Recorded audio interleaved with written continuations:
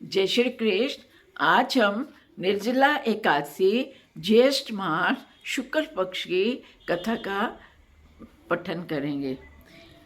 88,000 ऋषि मुनि बड़ी तन्मयता से एकादशियों के पापनाशक व रोचक कथाएं सुनकर आनंद विभोर हो रहे हैं।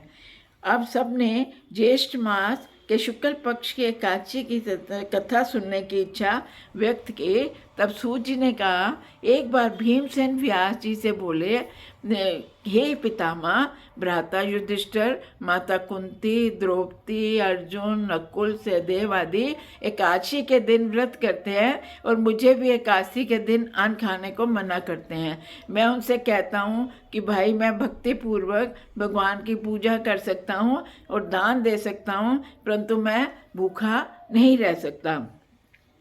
इस पर व्यास जी बोले, हे भीमसेन, वे सही कहते हैं। शास्त्रों में वर्णन है कि एकादशी को अन्न नहीं खाना चाहिए।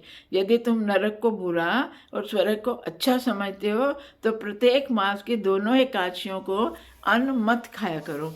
इस पर भीमसेन बोले, पर पितामह, आपसे प्रथम कह चुका हूँ कि मैं एक दिन एक समय भी भोजन के बिना नहीं रह सकता। फिर मेरे लिए पूरे दिन का उपवास करना तो बहुत ही कठिन है। मेरे पेट में अग्नि का वास है जो अधिक खाने पर ही शांत होता है।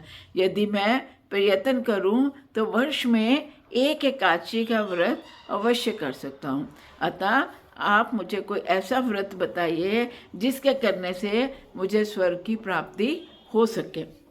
श्री व्यास जी बोले, हे वायुपुत्र, बड़े बड़े ऋषि और महर्षियों ने बहुत से शास्त्र आदि बनाए हैं। यदि कलयुग में मनुष्य उन पर आचरण करे तो अवश्य मुक्ति को प्राप्त होता है। उनमें धर्म बहुत कम खर्च होता है। उनमें से जो पुराणों का सार है वह ये है कि मनुष्य को दोनों पक्षों की एकादशियों का व्रत करना चाहिए। इससे उन्हें स्वर्ग की प्राप्ति होती है। श्री व्यास जी बोले, हे भीमसेन, कृष्ण और मिथुन संक्रांति के मध्य में ज्येष्ठ मास की शुक्ल पक्ष की एकादशी होती है, उसका निर्जल व्रत करना चाहिए। एक एकादशी के व्रत से स्नान और आचमन करते समय यदि मुख में जल चला जाए तो उसका कोई दोष नहीं है, लेकिन आचमन में 6 मास से अधिक जल नहीं लेना चाहिए। इस आचमन से शरीर की शुद्धि होती है। आचमन में 6 मास से अधिक जल मद्यपान के समान है। एक दिन भोजन नहीं करना चाहिए। भोजन करने से व्रत नष्ट हो जाता है। यदि सूर्योदय से सूर्य अस्त तक मनुष्य जलपान करे तो उसके 12 एकादशी के व्रत की प्राप्ति होती है।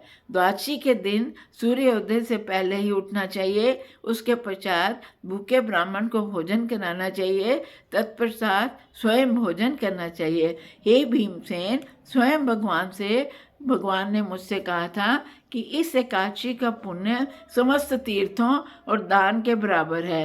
एक दिन निर्जला रहने से मनुष्य पापों से मुक्त हो जाता है। जो मनुष्य निर्जला एकादशी का व्रत करते हैं उनको वायु के समय भयानक यमदूत, मृत्यु के समय भयानक यमदूत नहीं दिखते, बल्कि भगवान विष्णु के दूत स्वर्ग से आकर उसको पुष्पक विमान पर बिठाकर स्वर्ग को ले जाते हैं। संसार में सबसे अधिक श्रेष्ठ निर्जला एकादशी का व्रत है। अतः यत्न पूर्वक इस एकादशी का निर्जल व्रत करना चाहिए। इस दिन ओम नमो भगवते वासुदेवाय, ओम नमो भगवते वासुदेवाय इस मंत्र का उच्चारण करना चाहिए।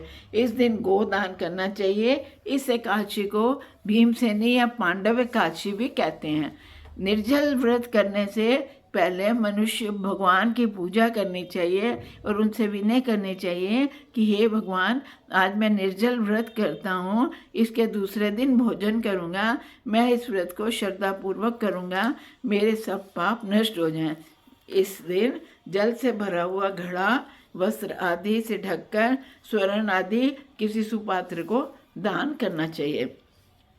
जो मनुष्य इस व्रत के अंतराल में स्नान तप आदि करते हैं उनको करोड़ पल स्वर्ण दान का फल मिलता है। जो मनुष्य इस दिन यज्ञ होम आदि करते हैं उसका फल तो वर्णन ही नहीं किया जा सकता।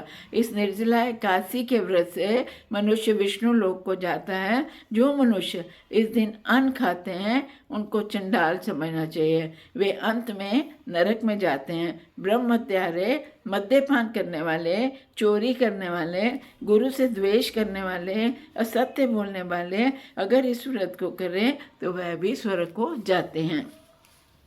हे कुंती पुत्र, जो पुरुष या स्त्री इस व्रत को श्रद्धा पूर्वक करते हैं उनके निम्नलिखित कर्तव्य हैं।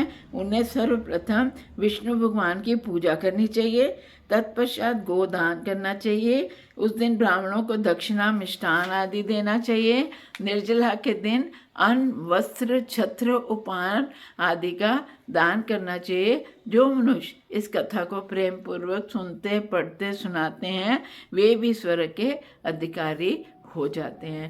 जय श्री कृष्ण, जय श्री कृष्ण, जय श्री।